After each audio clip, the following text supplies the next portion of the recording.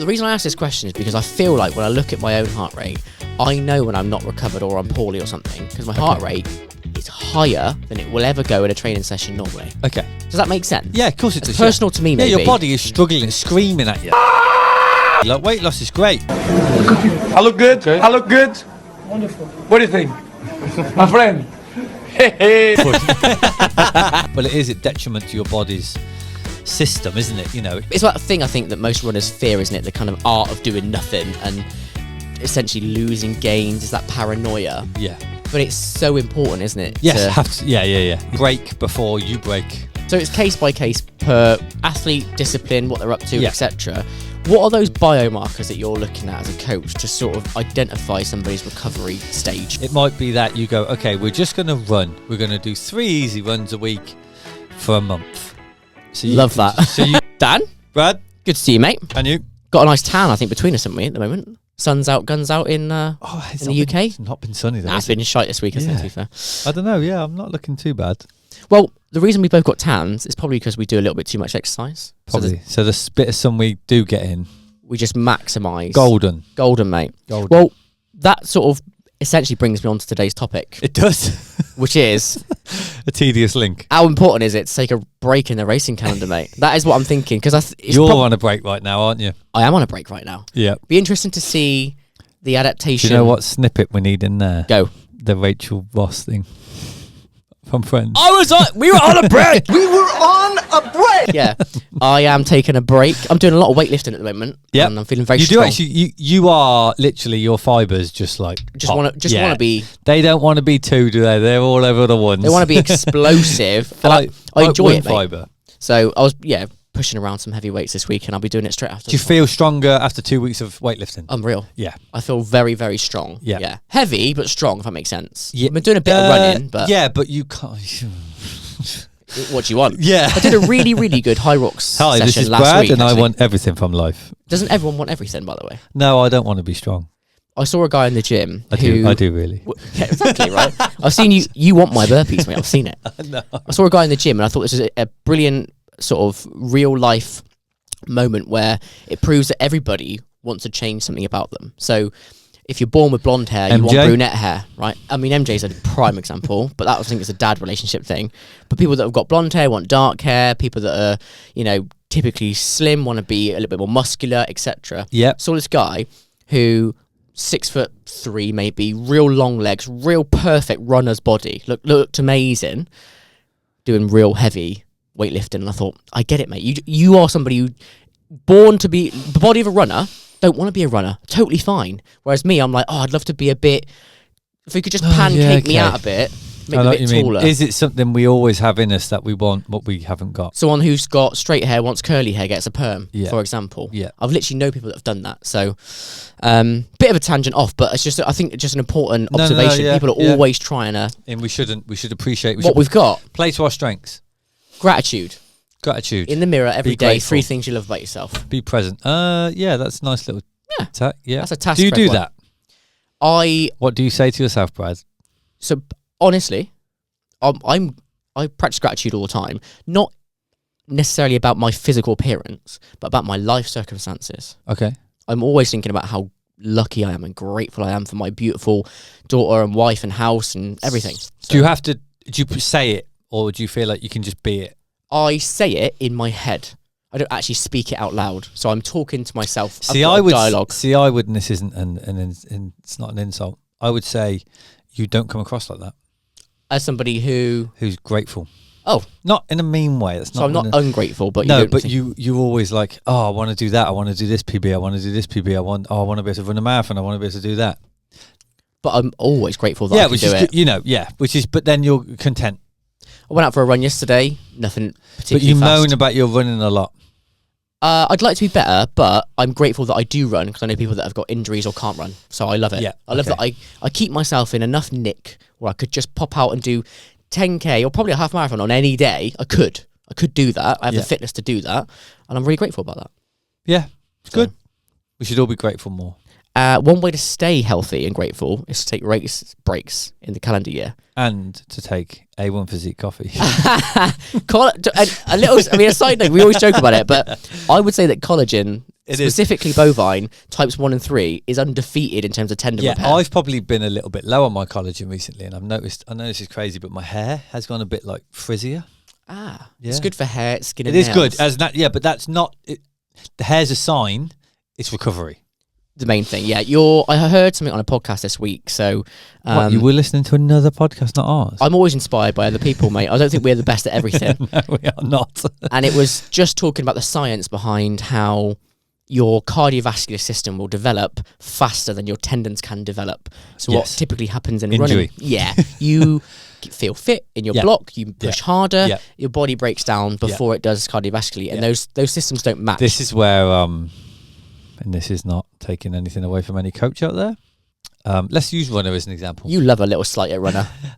Runner, other coaches, your athlete improves quite quickly if they can be a trained athlete, but if you want to turn them from trained to like performance, or like from trained to like elite or something, it's like you said, their system will catch up, so heart rate will go lower before their body is ready. Correct. Not ready. Before it's able to deal with the load efficiently. It's moving at a slower pace, isn't it? Your body than your cardiovascular system. Yeah. So if you're running on feel and you haven't got a coach to guide you, your feel is too good. Yes. Isn't it? And it will always become. You will always feel really good. Quite. Let's say a month of good training, and it happens a lot when people return from injury. Their CV system returns quite quickly, and they're like, "Oh, I feel great," and then They don't work back into happens again. Yeah, exactly. Never rush back. Never chase the speed. Yeah. Never chase the speed.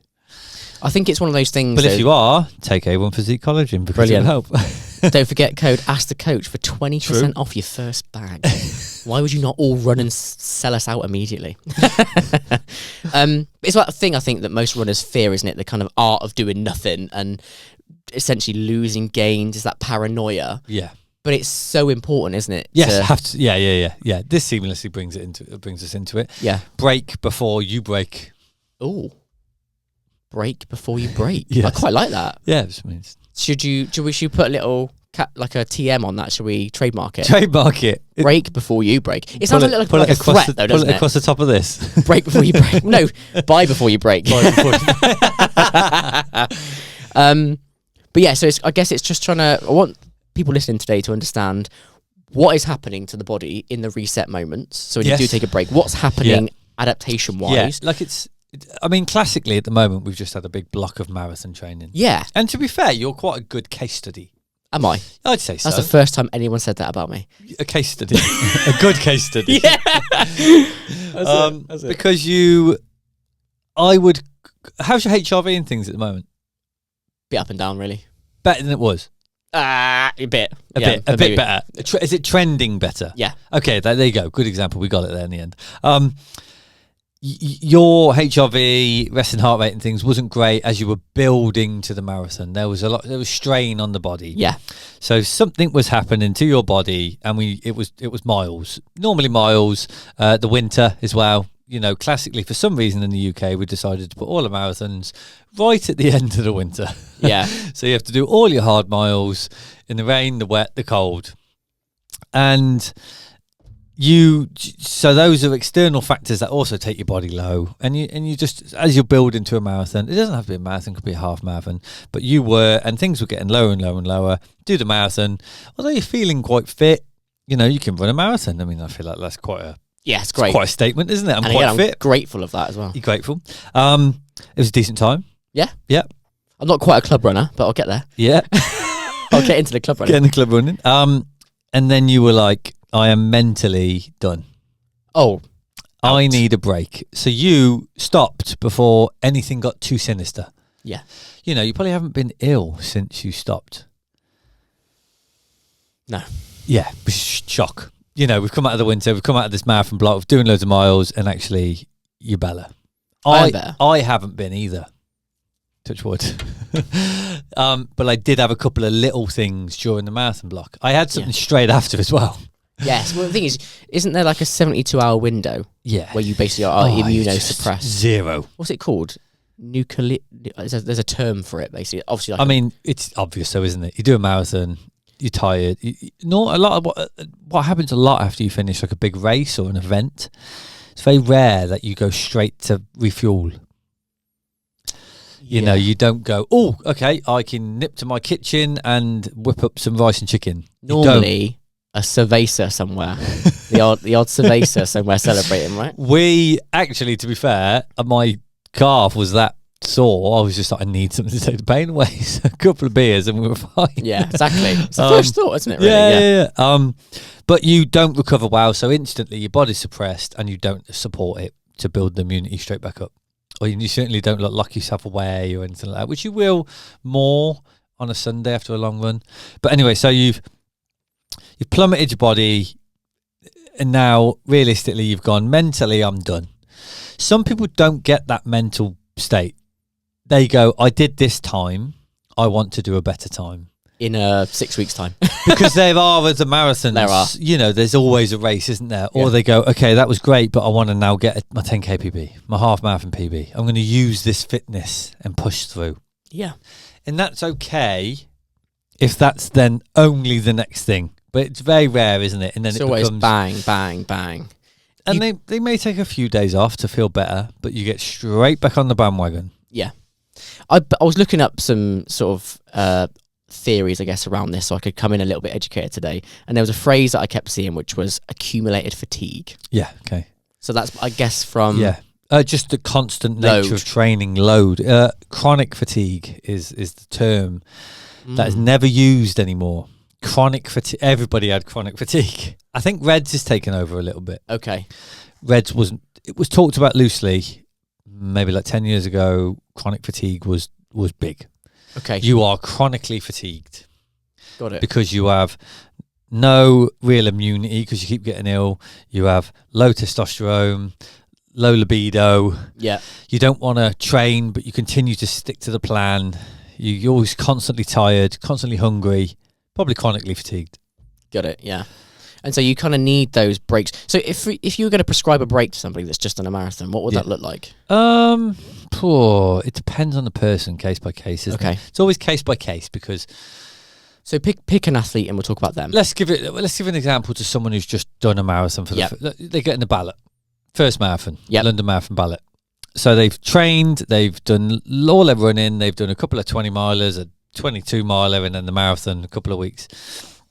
So they've tapered in and they do that run, but they still feel quite good because they've had a little taper and they've only done the marathon. So then they'll have a week off. They feel quite good. Did you prescribe a whole week off? Not necessarily, but it's quite classic, isn't it? Okay. It's quite classic to have a week off. Now, people just don't. They're like, I'm not going to run for a week. Like the first timer might not run for a week. Okay. So you've had a couple of weeks taper, run the marathon, and then you have a week off.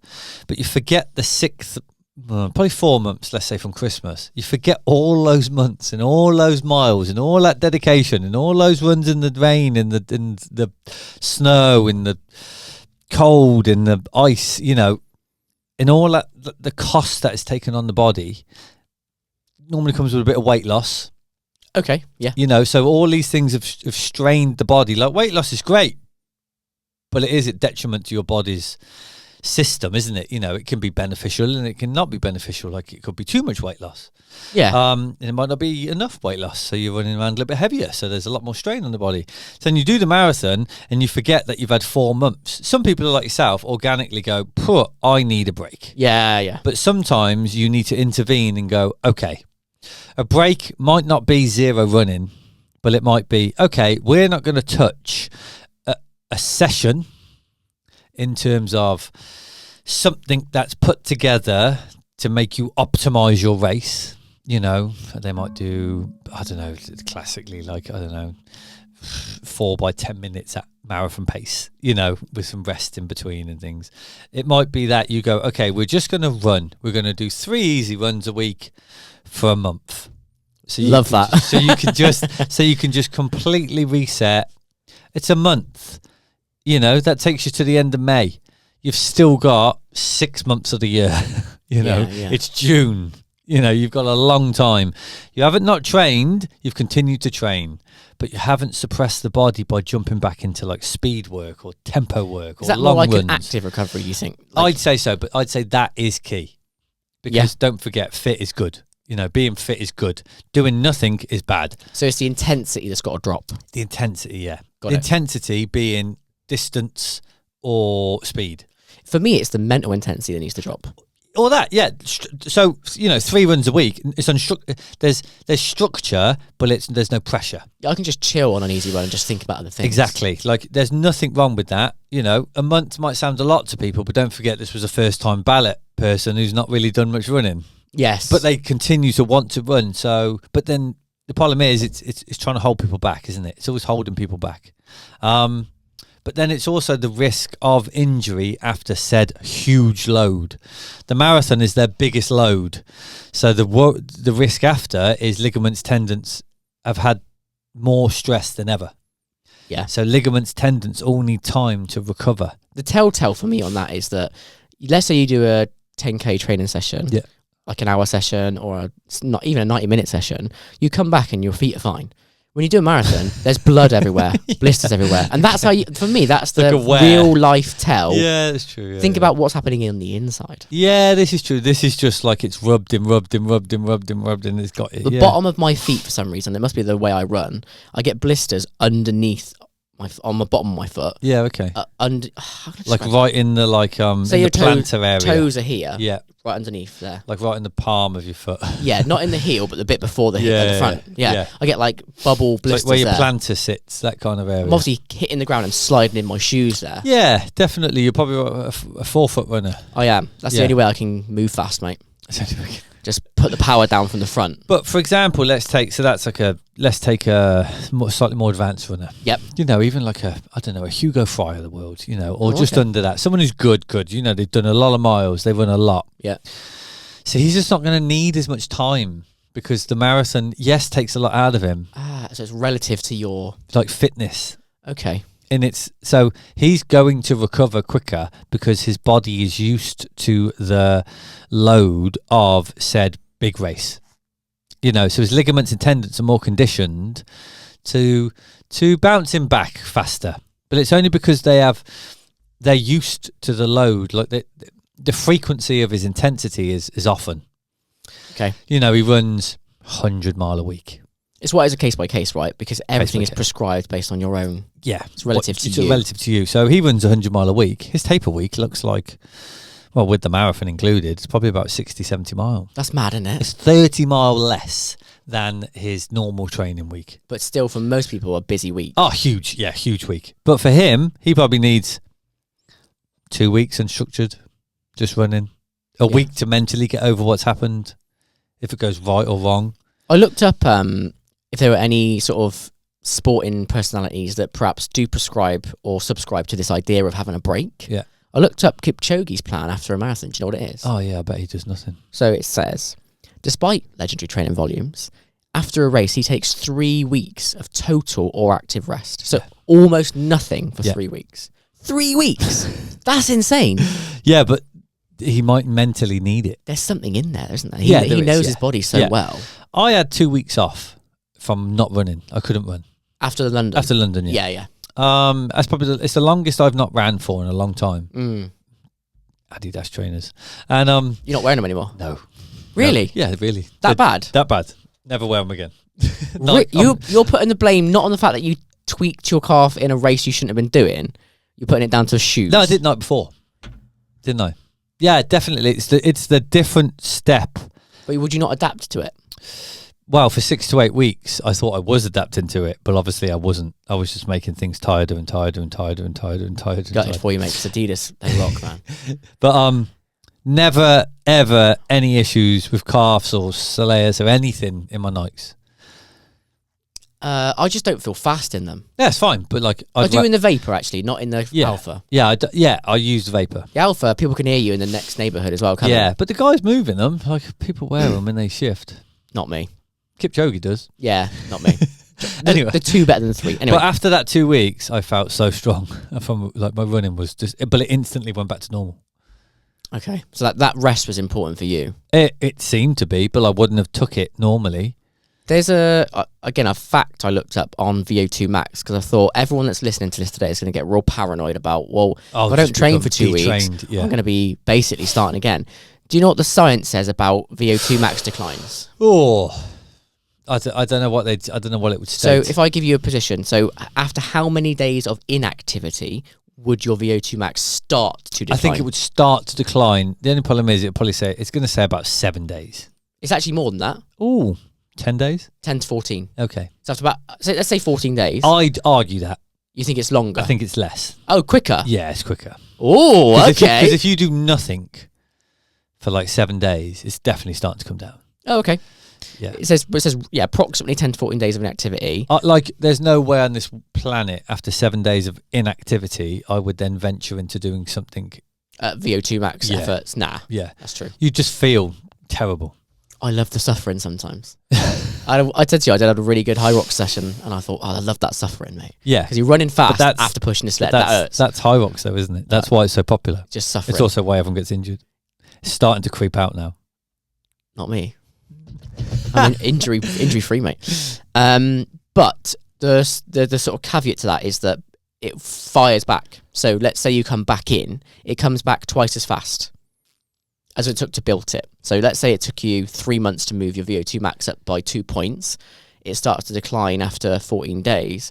It would take you half the time to get it back. Not so from the first build because of muscle memory. Let's see your opinion on that. Yeah, see, I'd say if you do nothing for 3 weeks, for 2 weeks, Yeah. I'd say it'd take you a month to get back. You think the opposite, don't I you? think double, yeah. I think, but that would have taken you longer to build it initially, is the point. So what it's trying to say is the muscle memory to get up to 52 or 50 or 62, whichever your VO2 max is, let's say, it would take you half the time to go back up to it. I mean, less. It would take less than half the time because it might take you 2 years to get to 62. Sometimes the needle doesn't What move I'm for saying ages, is after 2 weeks, you'll have a decline, let's say from 60 to 55. I think after two, I think it'd take you 4 weeks to get back to 60. Okay, but you still think it's more important adaptation-wise for your body to survive to go through that anyway? To survive, it's a hard sell, isn't it? Basically, lose your VO2 max. Yeah, absolutely. Yeah, because what will happen is you're fatigued. Let's say you go straight back to training after 3 or 4 days. So you're here in the fatigue levels. You then become here, but your body's still so tired. It's exhausted, and you're forcing it, and it's just gonna like kind of do this for a little bit, and just go up and down. Survival mode, because you're not fresh enough to accept the load. A good example of this in my world, which might correspond to other endurance sports, but you know, Hunter McIntyre, who was really dominant in high rocks for ages, didn't really have an off season, came to the world and absolutely burned because he couldn't get to his potential. Yeah, because his body wasn't fresh enough. Stop. He's a big man about being fresh, isn't he? Well, he trains really hard. Yeah, but he does freshen up. He does nothing for a bit, and then peaks. When these athletes say they do nothing, there's no way they don't just sit on the couch. There's not a chance. They still do something, like they'll do cycling instead of running, for example. Yeah, exactly. They'll take the load away, but they'll probably try and keep as much of the volume as possible. Yes. Like Christian Blumenfeld, when he has a cold, I think he's been ill recently. Oh, really? He's human then? He's human. We've confirmed this. So he normally does 30 hours. He'll try and do 15 to 20 hours when he has a cold, because to him, that's a lot less. But he's ticking along. 15 to 20 hours is what I would try and do in a week, and I would fail. I would never get anywhere near that. Yeah, that's fair. What do I do, like 7-8 hours a week? But like, people underestimate how much freshness is important. They look at the pros and they see 30 hours. And they're like, oh, well, I'll just keep doing that then. You know, if he can do it, I can do it. It's taken him 15 years, 20 years to be able to hold that. And doesn't work. Doesn't work. Whereas we'll train and then go back to work on the Monday. And that takes stress out of you. And that takes, that's builds on the load. Life builds on the load. And then you think, oh, okay, we'll have a couple of days easy, but I'm at work. Yes, you're not really resting unless your work is asleep.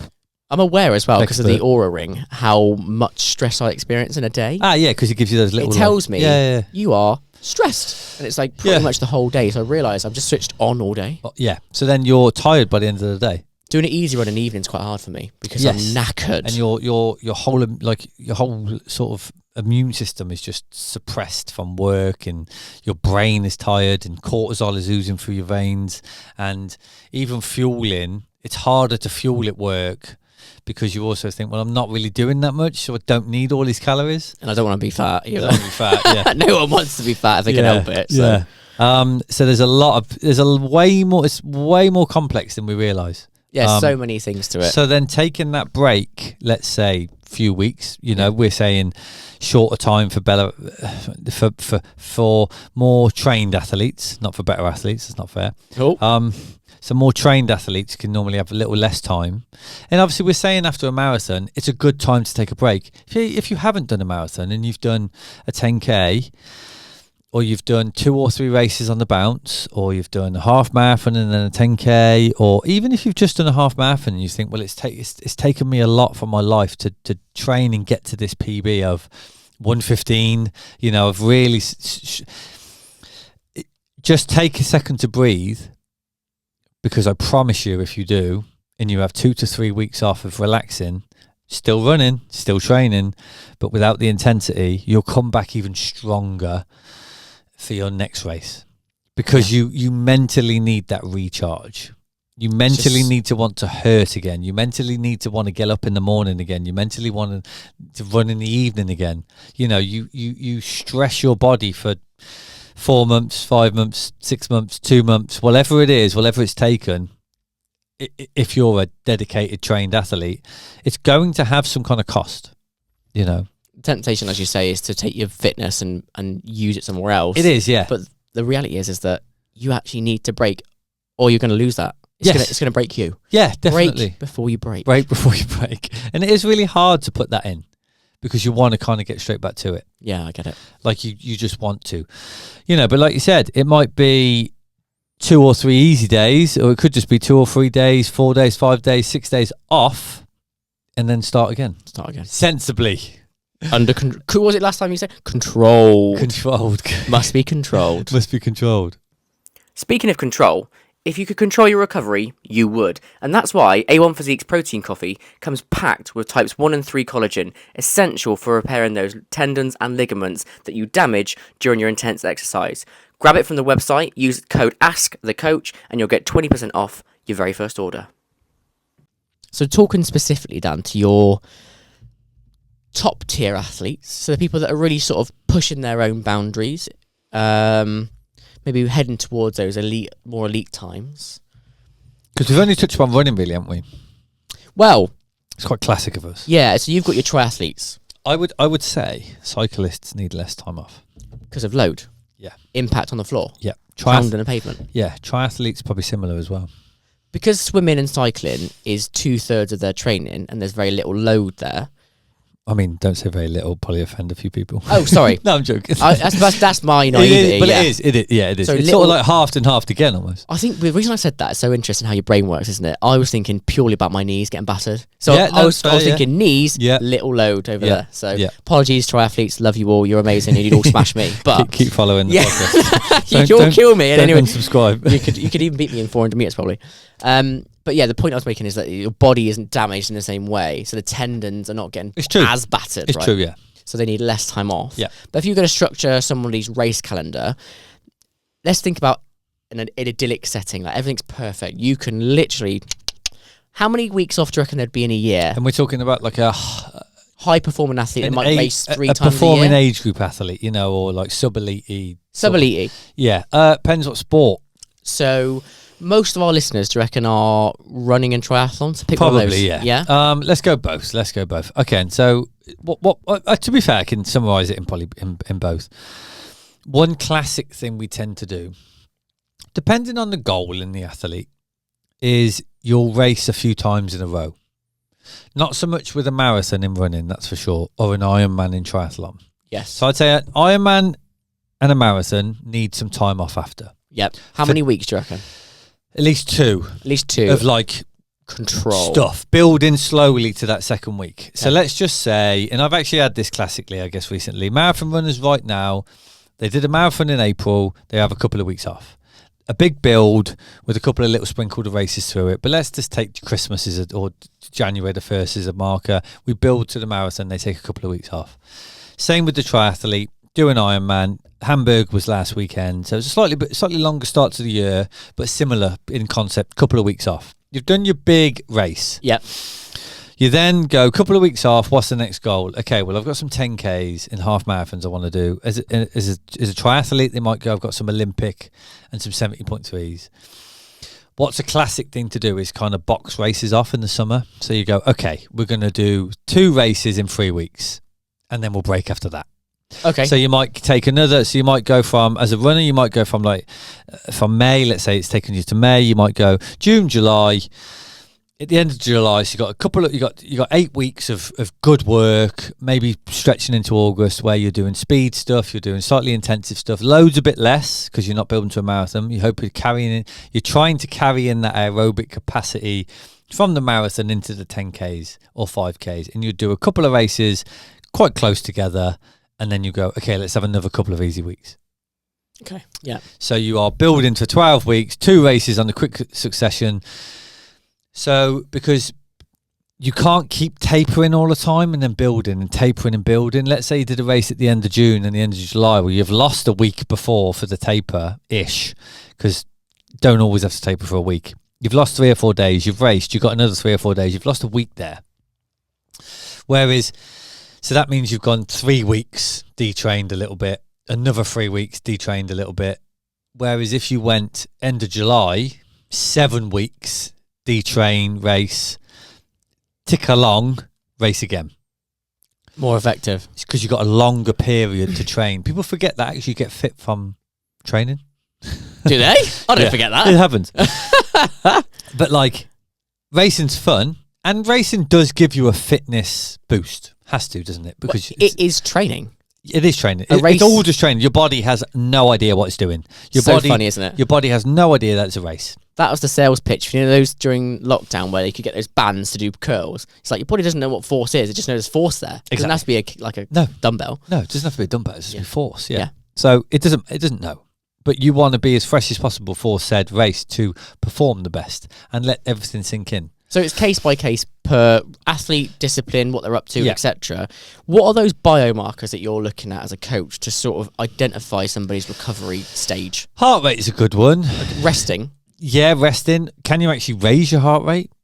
If you're too tired, you sometimes can't. Really? Yeah. Mine just fires up all the time, mate. I don't know. It's because you're fresh, you just whinge a lot about it. Not grateful enough. Yeah. Thanks. But it's true. I'll practice gratitude in the morning. If you are fatigued, Yeah. overly fatigued, you would not get your heart rate high.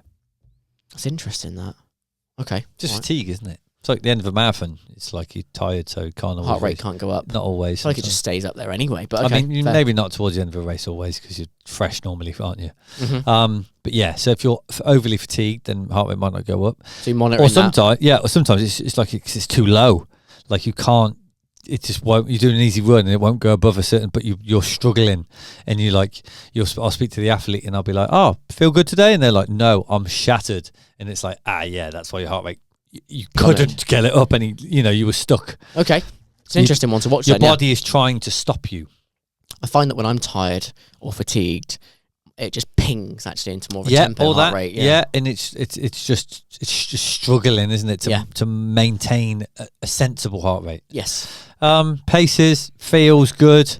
Not being able to push power on the bike is a really good one. So you've got no strength. No explosion. Fibers are all just dull Okay. because the pathways are just tired. And you're waiting for those to change before you prescribe anything. So, like for more example, intense. if you did a marathon, Yeah. and I said go onto the bike and push some power, well, it's not going to happen. is Nah, it? it's definitely not. It's the same. Again, your body has no idea you've done a marathon. It just knows you're tired. Okay. There's no idea. Same with the triathlon. Do an Ironman. I would never prescribe to someone on the Wednesday to go and do a 10K as fast as they can. They're just tired. Yeah, it's not going to work. Don't know. The body has no idea what's happened. It could have been a long day at work. Not sure what day equates to an Ironman as a work job, but What's an Ironman? Like 11 hours, right? Well, depends on who they are. Yeah. But yeah. What's that? Like a bricklaying week. We haven't said bricklaying for a long while. time, yeah. Get it back in there. But yes, your body doesn't know. Yeah. So it's just tired. So those sort of markers you're looking for. Okay. But yes, the same with so we talked about running. get to the summer, you do you put a couple of races together, and then you might pick another bigger race at the end of the year that you've then got another block of racing, so you'll have another sort of like 12 weeks to build towards. Ideally, that's what happens. It used to happen a lot more back in the past, but now recovery aids are better. Pros just race. But even Christian Blumenfeld did 4 races on the bounce. How far apart is on the bounce? Week. A week? Yeah. It was insane, mate. What? Outrageous it was. Different continents as well. He did an Ironman in New Zealand. Then I think he did Geelong, which is 70.3, but that was 2 weeks. That was 2 weeks after. Right, okay. Then I think he did Oceanside, won that, and then he did Texas maybe 2 weeks after that, or maybe a week after that. So it was 4 races in the space of 6 weeks. And he won 3 of them, I think. Yeah. But then he knew he was tired. He was done, and then he's now pretty much not doing anything until September. When's he going to do his next VO2 max test and try and get 102? Oh, I'm probably not going to do that. Probably not. It's actually his inefficiency that allows him to get it so high. Inefficiency? Yeah. So let's pick the bones. So he's not that efficient. Like Olaf, there's been a recent podcast. He's not efficient. Didn't he run like a 2? Not in comparison to some people. What was his marathon time? Efficiency isn't based on speed, mate. Efficiency is based on effort. So he actually has to try harder. Okay. So it doesn't make you slow being efficient. I mean, it can, but if me and you run together and run in the same speed, it might only be easier for me because my running economy is better, but we're still running the same speed. It's just easier for me than it is for you. Okay. But if you want to run my speed, you'll be working harder. So you're going to push it. You're going to push your levels through the roof, aren't you? You're going to actually have to put more effort out. So for him to push a certain power that he can, because his chassis allows him to do it, and he's got the aerobic capacity, but it's actually his inefficiency that gives him this massive VO2 max because his body's having to work a bit harder. So, okay. So it's not always a super positive thing, is what you're trying to say? Yeah. It's not necessarily a great thing. So you could have VO2 max of 80 and beat him potentially? Yes, because he doesn't win every race. Okay. Yeah. Like, if he doesn't win every race, then... As a casual triathlon I mean, he does fan, win a lot. That's what I'm saying. As a casual, I just see him as like the GOAT. You know? Yeah. I mean, he is very good, but he doesn't win. So he didn't win. His mate beat him in Nice. What's the reason for that? Why his mate beat him? What do you think it comes down to? Is it course by course? It's different, right? It is, and he put a lot of effort into on the bike course, which then meant he was running potentially a little bit fatigued, and because he's less efficient, it meant that he wasn't able to keep the run speed for as long. Don't forget, a VO2 max test it's not that long. Oh yeah, it's only a few minutes, right? I mean, it's not. It's a block. You know, I think he was doing testing. I think it was a couple of hours worth of testing. Okay, but that still isn't 9 hours or 8 hours or 7 hours. So inefficiency has to kick in at some point. And just because there's inefficiency doesn't mean that the others are better than him. It just means he's less efficient. And yeah, that added up to it and stuff. There were other things like they were talking. So complicated, all this. They were talking about they were taking Plasmade, which is like a bit of a new supplement they use, which could help more oxygen consumption, so it goes higher. So he literally needs more oxygen to move forward sometimes, like than others. But because his body's good at managing it, he can do that. It's like a powerful engine. Yeah, having a massive VO2 max isn't necessarily the greatest thing. It's a powerful engine, but it might be an inefficient engine. Yeah, like a Formula 1 car. Yeah. You know, the fuel it burns. I mean, you wouldn't take a Formula 1 car to go and do Le Mans, would you? Well, no. I guess not, yeah. Yeah, because it would just guzzle the fuel up all the time. Yeah, you just pull over all the time, fill up. Yeah. But it's not designed to do Le Mans. You know. I find that so interesting because forever I thought that the VO2 max was like the sexiest Le Mans is thing. like the only thing I know about Formula 1, by the way. Very well. It's good that was. You could have got away with that as like being I am an expert on buff, cars. basically, yeah. Yeah. So we've looked at the sort of signs that somebody is recovering. Is there an obvious sign that you go to every time that shows someone hasn't recovered or hasn't had enough of a break? What do you think stands out for somebody that's pushed too hard and not had enough recovery? They're not producing the speeds they used to. Do you give them a Dan Geisler finger wiggle and say stop? It turns into, how are you feeling? looks like it might have been quite hard instead of just how you feeling. You're more like a... I'm prompting an answer. So how can you tell when you're not with an athlete? Because I know that you train, obviously, through Training Peaks, right? If you're not with an athlete and you're looking at the stats, how do you know they weren't able to get the speed? Are you looking at speed for heart rate? To pace, or power to heart rate to speed. What does power mean? Like cycling. Okay. So watts. Because what I mean is, like, I've seen on Training Peaks the power for my efforts. I don't know what the numbers mean. Running or yeah, well, running it is based on your watch, but you can get a stride monitor which actually tells you your power when you're running. Just what force you generate when you move forwards. Interesting. Yeah, they're good, really. The stride are really good. I'd love to do that on a track and just really hammer it. Yeah, and you put out a certain amount of watts. Yeah. But power in running it's there. It's just never quite really shut off. Some coaches use it, but I think they just use it because then they're different. Okay, but you think you're looking at pace to heart rate. Yeah. So if they're in their zone 5, but they're not hitting zone 5 paces. Yes. Question on that, which might it's a slight segue, but the zone 5 is basically above a certain and then whatever you can get to. So it's such a big space. It's again I use it because it's a simple. Because it's very rare you get them to go above and beyond this zone, which is forever, isn't it? You know, well, no one drops a 2-minute K when they're doing 6x1K. It just doesn't happen. No. But technically, according to Zone 5, they could, because there's no limiter to Zone 5. But it's very rare. How many beats are in zone 5 for most people? Like 15? 20? Yeah. But technically, it's a massive range, though. 400, isn't it? Well, it's past this point. It's past 180 and anything else you've got. The reason I ask this question is because I feel like when I look at my own heart rate, I know when I'm not recovered or I'm poorly or something, because my heart rate is higher than it will ever go in a training session normally. Okay. Does that make sense? Yeah, of course it does. It's personal to me, maybe. Yeah, your body is struggling. It's screaming at you. Yeah, I can see, like, so a normal heart rate, max effort for me is X. Yeah. But it's 4 or 5 beats higher when I'm fatigued or poorly. Okay. For a similar effort. Because you're trying harder. Yeah. Because your having body to try is harder. suppressed. Yeah. So it could be tired, could be poorly. Again, your body has no idea what running is. So for anyone who's not got a coach at the moment, maybe they should get a coach. But if for now, they could look at that biomarker and say, definitely that effort, if I'm finding 4, 5, 6 beats higher, I'm fatigued. You're working harder Too hard. than you should be, because you know you've got a historical norm of, let's just say, 5-minute K pace at 160 heart rate. Yeah. Well, if it's 170 heart rate, and you're like, something's wrong today. Yeah. So you chill out. You could be not recovered or poorly. Yeah. Or you're running 530 K pace and your heart rate is like 120 and you literally are just dead to the world.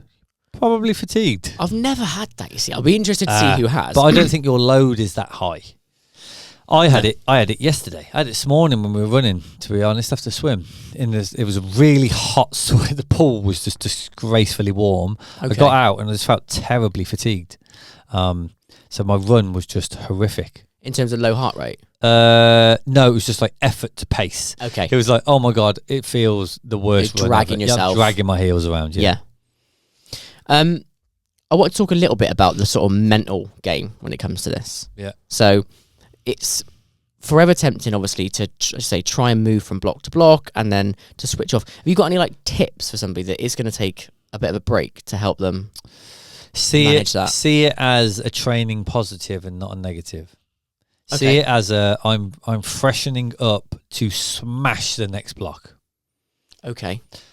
Don't see it as like you're losing because everyone else is still training. See it as when I come back, you won't be able to catch me. Oh, okay.